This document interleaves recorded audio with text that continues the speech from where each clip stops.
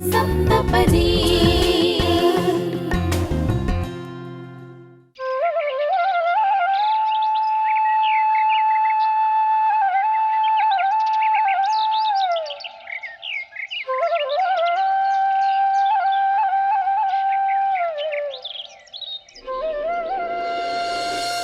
काय ग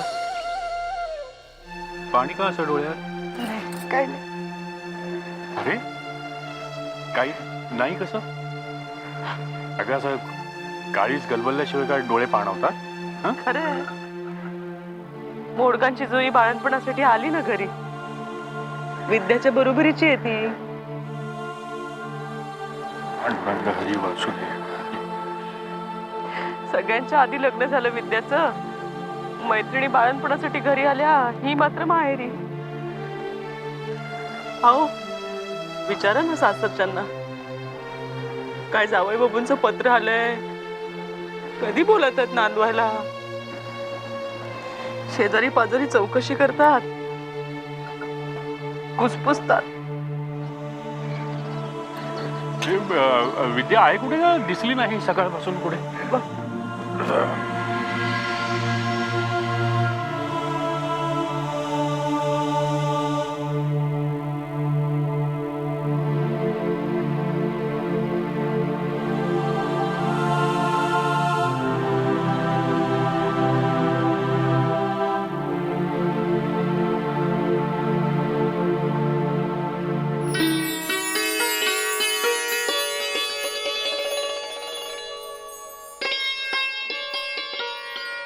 विद्या, अगं इथे आहेस तू?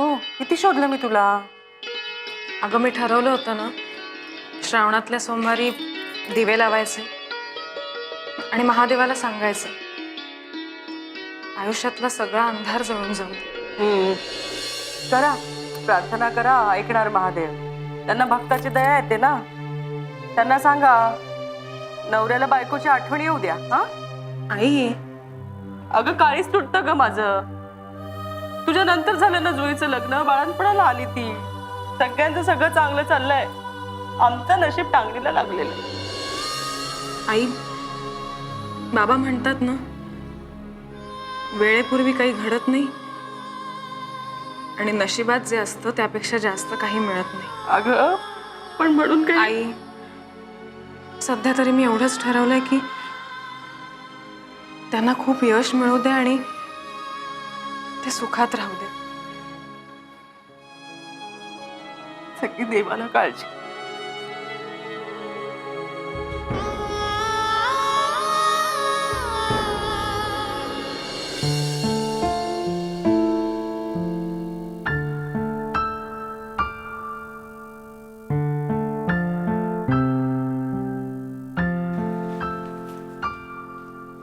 गुड मॉर्निंग प्रोफेसर साहेब.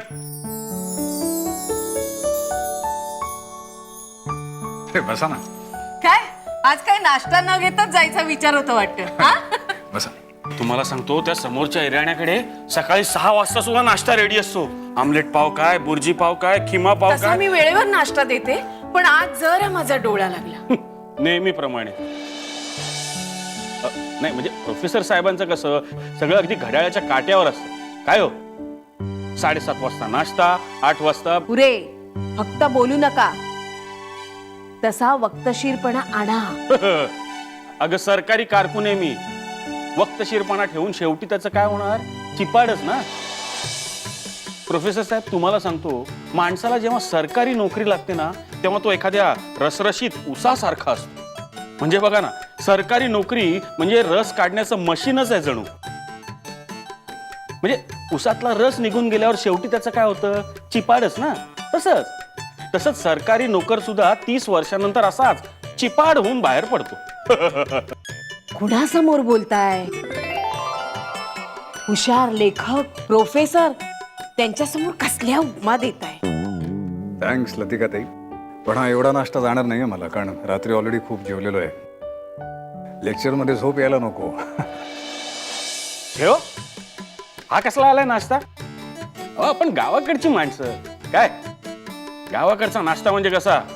शिळी भाकरी, ठेचा, चटणी, झालंच तर मेथकूट भात, मजा येते बुवा. मला नाही वाटत तसं. मुळात मला गावाकडलं रेंगाळलेलं आळसावलेलं जीवनच आवडत नाही. काही ध्येय नाही, उद्देश नाही, शिक्षण नाही की जगण्याची जिद्द नाही. साठलेल्या पाण्यासारखं प्रवाहीन थांबलेलं जीवन, परंपरागत रूढी, अंधश्रद्धा, कर्मकांड, माणसाची प्रगती थांबवणारं झापडं लावलेलं आयुष्य. जीवनाला गती हवी, कांबळी, वेग असावा, जिद्द असावी. जनावरं सुद्धा उजाडलं की उठतात, सवयीप्रमाणे सगळी कामं उरकतात.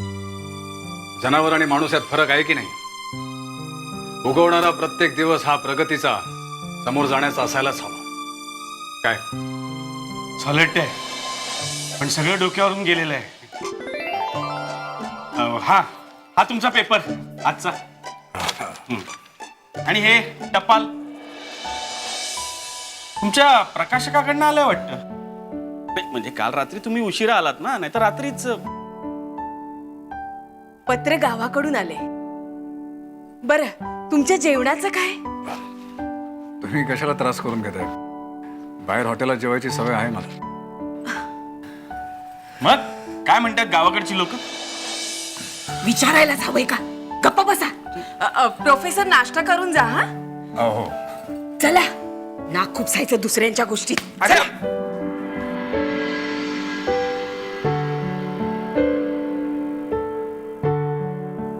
चिरंजीव माधव यास अनेक आशीर्वाद. अनेक दिवसात तुझं पत्र नाही. काही महिन्यात गावाकडे पण फिरकला नाहीस. कधी येणार आहेस गावाकडे?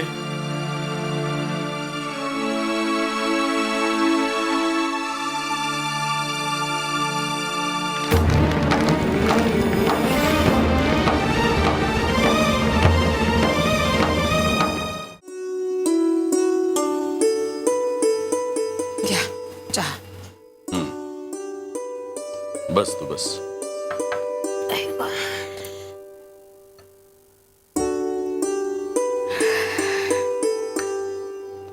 नाही, सर्वसाधारण सामान्य माणसासारखं वागणंच नाहीये आपल्या माधवचं. अरे जगात काही कोणी शिकत नाहीत का? हजारो लोक रोज नोकरी धंद्याच्या निमित्तानं मुंबईला जातात, पण नाही, आपल्या चिरंजीवांची गोष्टच वेगळी आहे. पण स्वभावाला काही औषध आहे का? हे असं म्हणून आपण स्वतःची फसगत करून घेतो असं नाही वाटत तुला? हे असले संस्कार दिलेत आपण माधवला, असले नाही. हे सगळं तो जाणून बुजून करतोय. अरे पण का? ग्रॅज्युएट, डॉक्टरेट झालेला हुशार मुलगा स्वतःची नैतिक जबाबदारी विसरतोच कसा? कसा विसरतो? मारे कॉलेजामध्ये प्रोफेसर झालाय, नैतिकतेच्या आणि संस्काराच्या गप्पा मारतो, स्वतःची कर्तव्य कळू नये त्याला. बाबा, तुम्ही नका त्रास करून घेऊ, शांत व्हा. तसं नाही करणार ते. फक्त माधवचा उद्धार करत राहणार. करणारच का नाही करणार? का नाही करणार? मुंबईला जाऊन शिंग फुटलीत का त्याला? हे असलं ज्ञान आणि हे असले संस्कार जर खूप शिकल्यामुळे मिळत असेल ना, तर अडाणी माणूस परवडला ग. अडाणी. खूप शिकून काय साध्य केलं माधवने? प्रोफेसर की करतोय ना स्वतःसाठी. त्याला ना आपली चिंता आहे, ना आपल्या विधवा.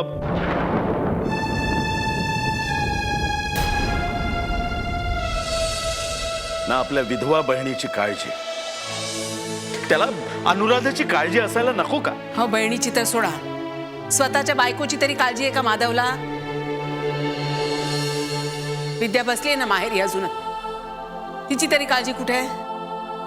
लोक कुजबुजतात हो हल्ली. बायका तर टोमणे सुद्धा मारतात. परवाच त्या रानड्याजी म्हणत होत्या, विचारत होत्या, का ग शालिनी, तुझ्या माधवानी मुंबईत दुसरं लग्न तर नाही ना केलं? विचारणारच ना. पण ह्यांना काय, हे साहेब बसलेत मुंबईत आरामात. गावाकडे काय चाललंय? आपले आईबाप जिवंत आहेत की मेलेत कशाची काळजी नाही आहे या माणसाला. असणार हो त्याला काळजी. तो नक्की विद्यावहिनीला मुंबईला घेऊन जाईल बघा. तशी लक्षणं मला तरी दिसत नाहीत. नेमकं या माधवच्या मनात काय चाललंय तेच कळायला मार्ग नाही. खूप खस्ता खाऊन खूप स्वप्न उराशी बाळगून शिकवलं या माधवला. त्याची परतफेड तो अशी करतोय. 4-4 पत्र पाठवा, एकाही पत्राचं उत्तर देत नाही. हा याचा अर्थ काय होतो?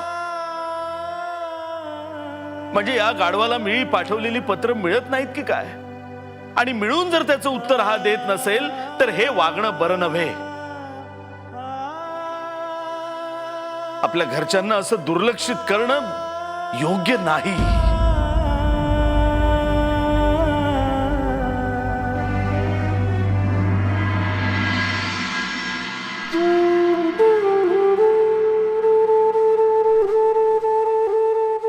तुझ्या या बेजबाबदार वागण्याचा आम्हा सगळ्यांनाच खूप त्रास होतो आहे. मुख्य म्हणजे पत्र पाठवूनही तू उत्तर देत नाहीस. याचा अर्थ आम्ही काय समजावा? तू दुर्लक्ष करतोयस का? की तुला गावाकडली अजिबात काळजीच नाही? तू तुझ्या बायकोला आणखी किती दिवस माहेरीस ठेवणार आहेस माधवा? अरे देवा ब्राह्मणासमक्ष लग्न झालंय, तिने किती दिवस ही घुसमट सहन करावी? आणि का तू मुंबईत आहेस, तिकडे विचारणारा कोणी नाही. पण इथे गावात आम्हाला आणि तिकडे तिच्या आई वडिलांना किती प्रश्नांना उत्तरं द्यावी लागतात याचा विचार केलास का? तुझं हे वागणं फार मनस्ताप देणारं आणि अस्वस्थ करणारं आहे माधवा. लगेच पत्राचं उत्तर पाठव. विचार करून करून तुझ्या आईची तब्येत खराब व्हायला लागली आहे. असो, उत्तर अपेक्षित.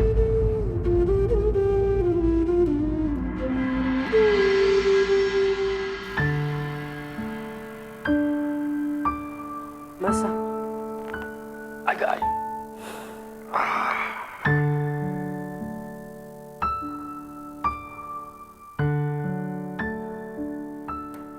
जेवली का विद्या?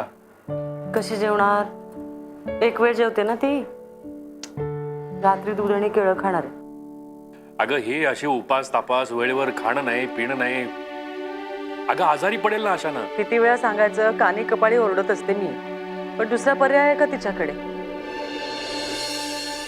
इतकी वर्ष झाली लग्नाला, माधवराव फिरकले पण नाही. साधं चौकशीचं टपाल नाही. तरणीताटी पोर आहे, कशी राहणार माहेरी? अगं मला कळतं ग सगळं. तिचे हे हाल भगवत नाही म्हणून बोल. आता आपल्या आपल्यात बोलून काही होणार आहे का? हा, काय कमी आहे माझ्या विद्यामध्ये? दिसायला नाकी डोळे नीटच आहे ना. प्रत्येक कामाची आवड आहे तिला. काय माधवरावांच्या मनात काय आहे काही कळतच नाही. आणि आपला भास्कर गेला शहरात. एवढा मोठा ग्रॅज्युएट झाला, आपल्याला काही उपयोग आहे का त्याचा? ही पोरं सगळी शहरात गेली की तिथलीच होतात. दीडशे आणि नुसते गावाकडची काही काळजी नाही, जबाबदारीची कसली जाण नाही. अहो त्याची येण्याने काहीच होणार नाहीये. मुलगा आहे तो आपला. आता तुम्ही पण 4 घरी भिक्षुकी करून पैसे कमवताय ना. प्रश्न आहे लग्न झालेली आणि माहेरच्या अंगणात बसलेल्या मुलीचा. बरोबर आहे तुझं. आधी ही लोक आडून आडून विचारायची, आता सरळ तोंडावर विचारतात. विद्या काय घरीच आहे का अजून? जावई मुंबईत असतो ना, तो कसला येणार इथे तिला न्यायला? म्हणूनच म्हणते मी तुम्हाला, तुम्ही जा अभ्यंकरांकडे जा आणि विचारा त्यांना. अहो म्हणावं लग्न झालेली तरणीताटी पोर कुठवर ठेवायची माहेरी आम्ही? हा, हो खरं आहे. पण तो पण घाला चुलीत. जायचं अभ्यंकरांकडे जायचं आणि त्यांना विचारायचं. ही काही बोलत नाही, पण मनात काय वादळ चाललेलं असतं कळतं मला. अहो नाही बघवत मला घुसमट आणि तगमग. जा बरं का, अभ्यंकरांकडे जायचं आणि त्यांना विचारायचं. ऐकताय का तुम्ही? ऐकताय ना? अगं हो, जाईन मी. अगं पण अभ्यंकर ऐकतील ना?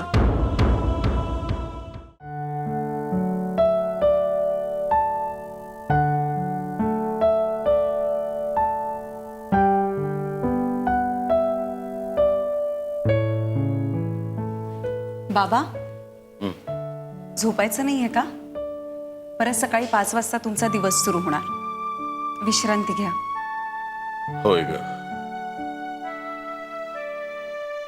झोपायचं म्हटलं की डोळे मिटावे लागतात अनु. डोळे मिटून जरा आडवा पडलो की सुनबाईचा चेहरा येतो ग डोळ्यासमोर. खरंय, विद्यावेनी खरंच खूपच समंजस आणि सालस आहे म्हणून गप्प बसली. अगं पण ते तरी किती दिवस गप्प बसतील? मग आता मी काय करू? तासाभराच्या अंतरावर असताना मुंबई तर केव्हाच जाऊन आलो असतो मी, पण माधवची काहीच जबाबदारी नाहीये. अहो त्याला नाही वाटत आहे महत्व या गोष्टीचं, पण इथे गावात आपल्यालाच सगळ्यांसमोर जायचंय ना रोज. मग आता मी काय करू म्हणताय? मी एखादं पत्र पाठवून बघू का? कदाचित माझ्या पत्राला उत्तर देईल तो. पण मला कळत नाहीये माझ्या पत्रांची उत्तर का देत नाहीये हा. त्यांनी राहावं, मुंबईत राहावं, आणखी कुठे जावं, विलायतेला जावं, खूप प्रगती करावी, माझं काही एक बंड नाही. पण माणूस मोठा झाला की घरच्यांची लाज का वाटते त्याला तेच कळत नाही. आपल्या लग्नाच्या बायकोला अजिबात किंमत देत नाही. काय काय म्हणायचं काय या वागण्याला? नाही, हा तिढा काहीतरी करून सोडवायलाच हवा आता.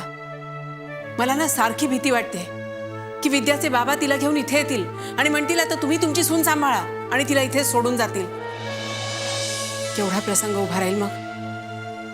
नाही, विद्याच्या मनाचा, तिच्या भावनांचा विचार व्हायलाच हवा. आणि हे माधवला कळलं नाही ना तर तुम्ही समजावून सांगायला हवं त्याला. आई म्हणते ते बरोबर आहे बाबा. हार ताणून धरण्यात धोका आहे. अगं पण मला तरी अमान्य आहे काय हे सगळं? सतत सतत हाच विचार माझ्या डोक्यामध्ये घोळत असतो की उद्या जोशी विद्याला घेऊन आले तर आपण काय उत्तर देणार आहोत त्यांना, काय सांगणार आहोत त्यांना. मी प्रत्येक पत्रामध्ये माधवला हे लिहून पाठवतोय की विद्याला घेऊन येऊ का, विद्याला घेऊन येऊ का, पण समोरून जर उत्तरच येत नाही तर मी काय समजायचं? खेळणं असतं तर पार्सलनं पाठवून दिलं असतं, पण बायको आहे ग त्याची, ती त्याच्या संमतीशिवाय कसं पाठवू मी तिला? विद्याचा विचार जरी आला ना डोक्यात तरी अस्वस्थ व्हायला होतं.